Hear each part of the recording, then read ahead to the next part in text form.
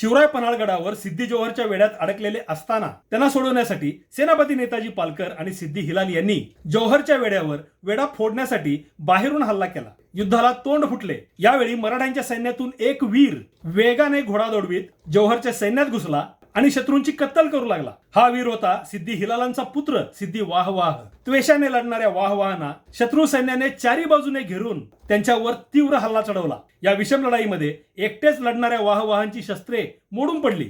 शत्रूच्या वारांनी शरीर छिन्न विछिन्न होऊन रक्ताने न्हाऊन तो वीर घोड्यावरून कोसळला आणि बेशुद्ध पडला. जोहरच्या सैन्याने जल्लोष करीत वाहवाहांचा देह त्यांच्या छावणीत नेला. सिद्धी वाहवाह एकतर त्या गंभीर जखमांनीच मृत्युमुखी पडले असावेत किंवा जोहरने त्यांना ठार केलेले असावे, कारण यानंतर वाहवाहांचे नाव आपल्या इतिहासामध्ये येत नाही. पण खुद्द शिवरायांच्याच आज्ञेने लिहिल्या गेलेल्या शिवभारत या ग्रंथात शिवरायांना सोडवण्यासाठी प्राण खर्चणाऱ्या या मुस्लिम मावळ्याची शौर्यगाथा कायमची नमूद झालेली आहे.